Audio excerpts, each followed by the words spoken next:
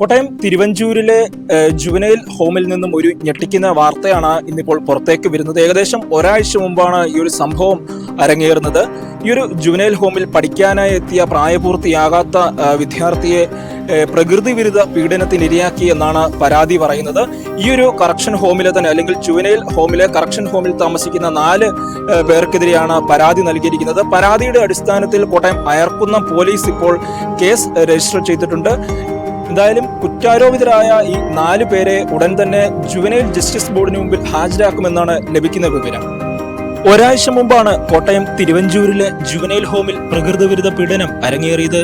വലിയ ബുദ്ധിമുട്ടുകളും പ്രതിസന്ധികളും കാരണം സർക്കാർ ചെലവിൽ പഠിക്കാനായി കോട്ടയം ജില്ലയ്ക്ക് പുറത്തുനിന്നെത്തിയ കുട്ടിയെയാണ് പ്രകൃതി വിരുദ്ധ പീഡനത്തിന് ഇരയാക്കിയതെന്നാണ് പരാതി.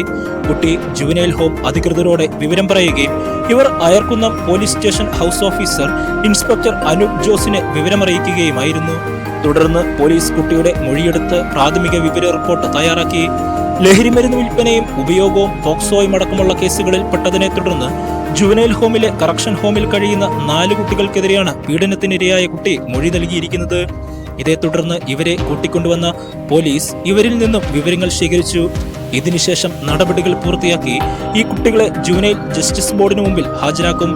എന്നാൽ വീട്ടിലെ ബുദ്ധിമുട്ടുകൾ മൂലം പഠിക്കാനായി ഇവിടെ എത്തിയ കുട്ടിയെയും കേസുകളിൽ ഉൾപ്പെട്ടതുമൂലം സ്വഭാവ രൂപീകരണത്തിനായി കറക്ഷൻ ഹോമിലെത്തിച്ച കുട്ടികളെയും ഒന്നിച്ചു നിർത്തിയത് സംബന്ധിച്ച് ഇതിനോടകം തന്നെ വിവാദം ഉയർന്നിട്ടുണ്ട്. സർക്കാർ സംരക്ഷണയിൽ ജീവിതം കെട്ടിപ്പടുക്കാനെത്തിയ കുട്ടിയെയാണ് ഇത്തരത്തിൽ ക്രൂരമായ പീഡനത്തിന് ഇരയാക്കിയത്. ഇത് വാർഡന്മാരുടെ അടക്കം വീഴ്ചയാണെന്ന ആരോപണവും ഉയർന്നിട്ടുണ്ട്. പുതിയ ഇന്ത്യ പുതിയ കരിയേഴ്സ് തിരഞ്ഞെടുക്കുന്നു, ജോലികൾ തയ്യാറാകുന്നു. ഇന്ന് തന്നെ ജോയിൻ ചെയ്യൂ അരീന ആനിമേഷൻ. റിക്രൂട്ടേഴ്സ് ചോയ്സ്, ഇൻഡസ്ട്രിയുടെ വോയിസ്.